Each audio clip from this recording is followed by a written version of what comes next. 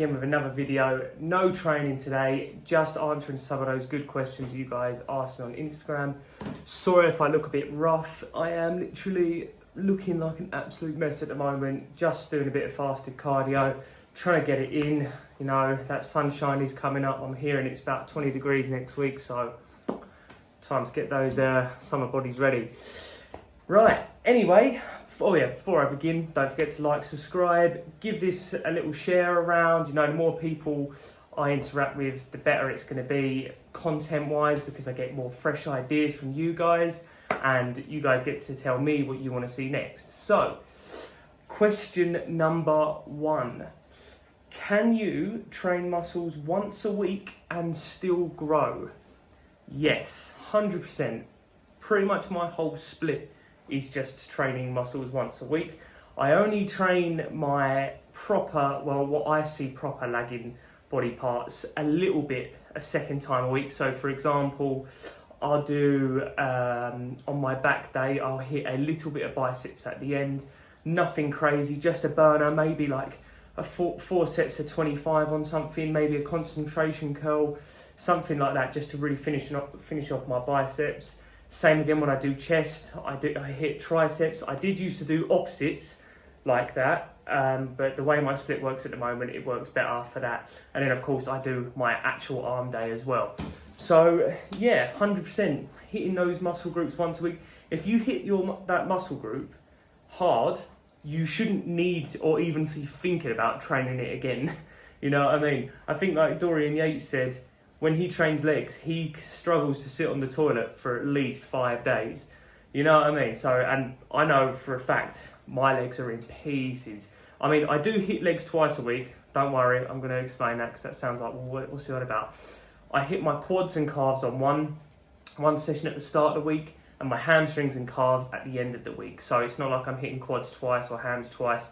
I know you do hit a little bit of hams when you do your quads, but I'm talking like proper isolation stuff. The reason why I do this, it just helps my legs grow. It's just a better thing.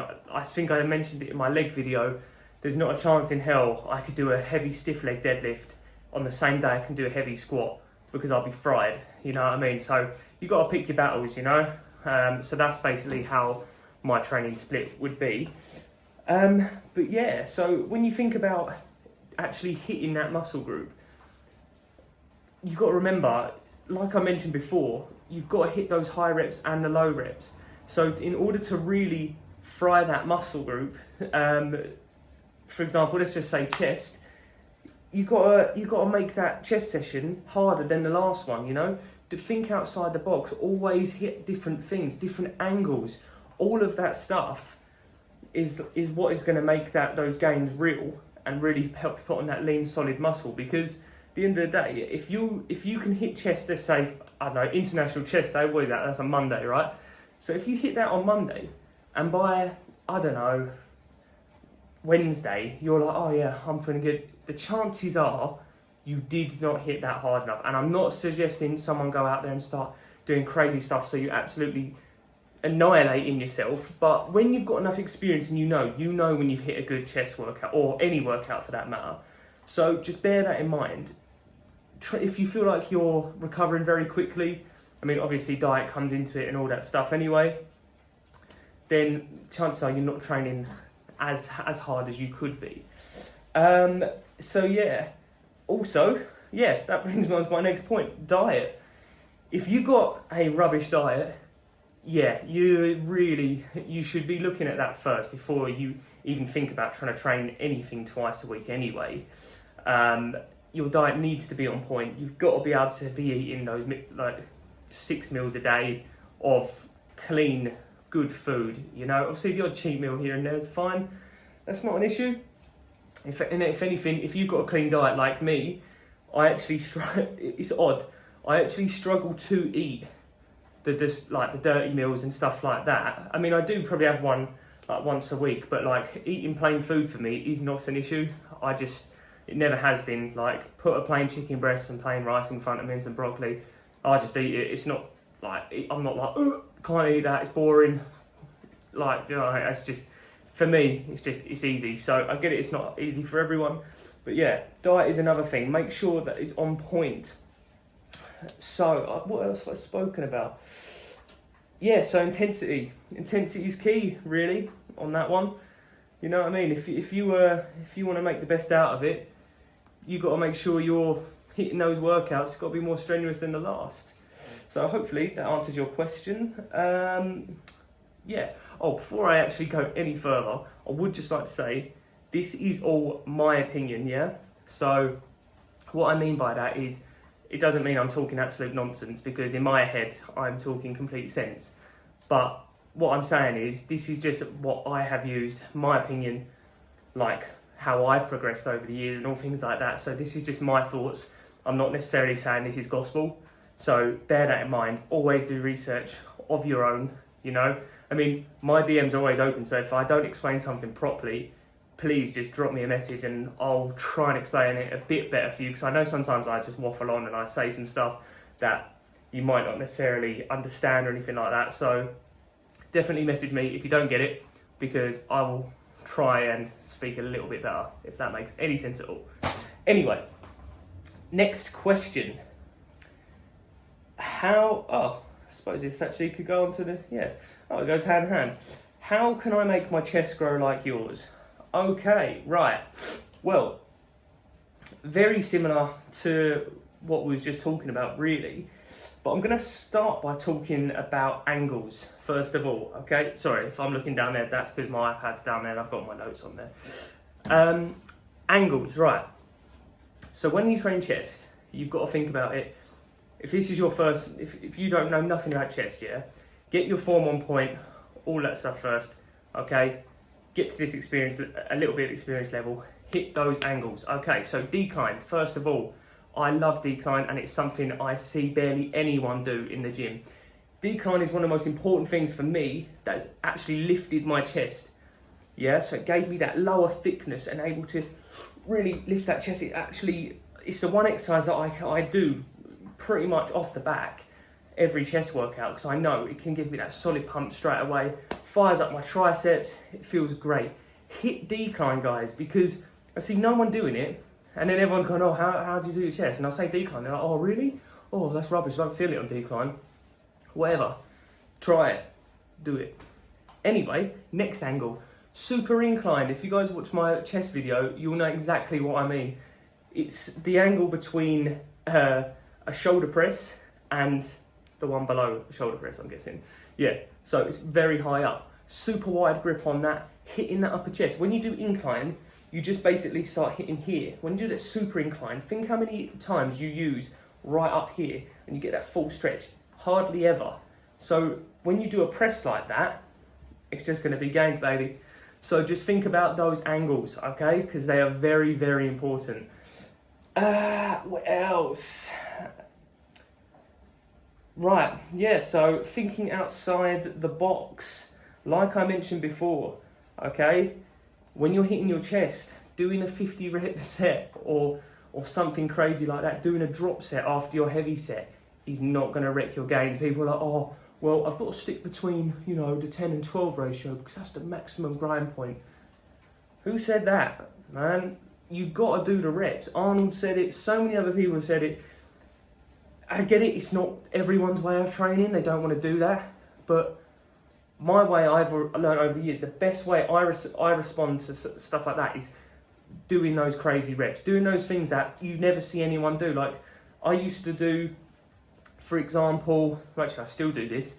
I'll go up all the way to my maximum, right? Then I'll strip the bar down to, I don't know, 50, 60 kilos, and I'll try and do as many reps. I think I've done like 50 reps once for 50 kilos. That might mean nothing to you guys. It might mean something to someone, okay? But I was impressed with myself with that one. Like, just things like that. It's really gonna just put your body in that position of growth because you are doing stuff that it is not used to. Yeah, so think outside the box. That would be my other tip. And that's not just for grind chest, that's for grind everywhere. What else? Stretching, again, I see people doing this. Or, doing all this stuff. Maybe doing a little something like that. That is not stretching, okay? When you are training seriously, scrap that. When you're training at all, flexibility and stretching is one of the most important things, because think of it this way, if you're, well, we're on the topic of chest, let's talk about chest. If I pump my chest up and I'm like second exercise in, absolutely burning, full of blood and all things like that, and I haven't done one single stretch, I'm going to be asking for an injury. You've got to remember, stretching those muscles out is literally preventing injury 101.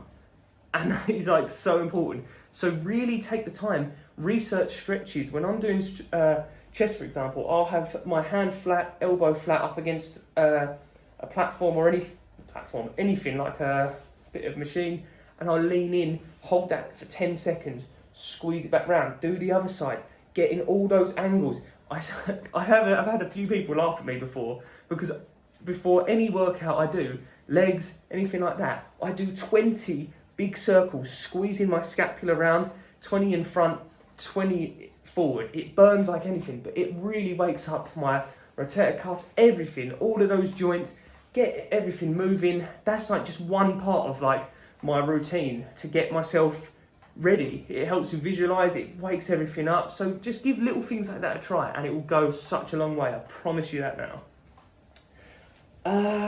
Is that all? Yes. So, right, yeah. Next question, I suppose. Hopefully that wrapped that up. Like I say, anything you didn't understand or anything like that, please just message me and I'll do it. What is the next question? My most embarrassing moment in the gym or injury in the gym? Okay. I got a couple of stories for this one. I'll try and keep it brief because I don't want to bore you guys. So, first story I'll say is the clean and jerk story. I believe it was the clean and jerk. Yeah, oh yeah, obviously it was. Right, this is embarrassing. I used to train in a little gym in Shoebury Leisure Centre gym. Used to work there as well. But before I worked there, I used to train there because obviously I went to school there. Don't know why I said obviously. Some of you guys won't know that. Yeah, so I was doing that, and this is the perfect example of big fish in a small pond, okay? And I'm not saying I was the big fish, but I actually did think I was the big fish at the time. It's actually very embarrassing when I look back.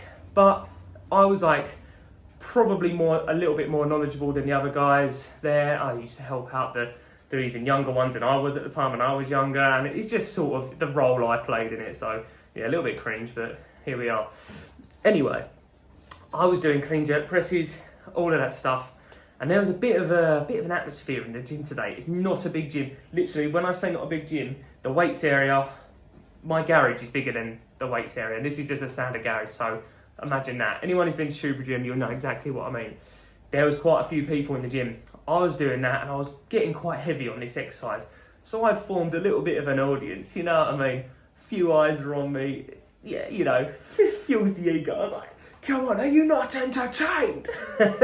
All that good gladiator stuff. Anyway, so I started racking up the weights, had earphones in, getting ready for the lift, picked up the bar, got it up onto the shoulders, like that. I threw, obviously, when you drive up, you're putting all your force into that press, right? I hit under my jaw so hard. I went bit down, bit my tongue, it was bleeding.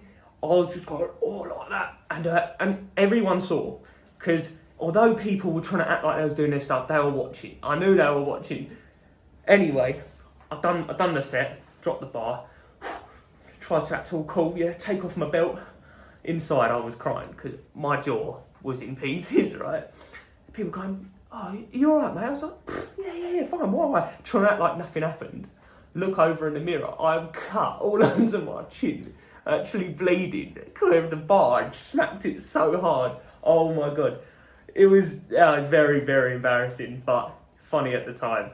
You know, definitely went into the toilet, shed a little tears for my pride and my chin. Second story, or this one is actually a bit of a serious one. I definitely pay attention to this one properly, because this is like more actually about having your training partner or your spotter. What was that? Yeah, definitely try this. Think about this, because so at the time I was training with my boy. How old was he? Must have been about 17. I was doing shoulders, right? And I'm not judging him at all for this. It happened, whatever. I said, spot me. He was over his phone, doing his thing. Had his earphones in, whatever. So I just threw them up. It was my fault as well, you know. They were way too heavy for what I was doing. Threw the dumbbells up.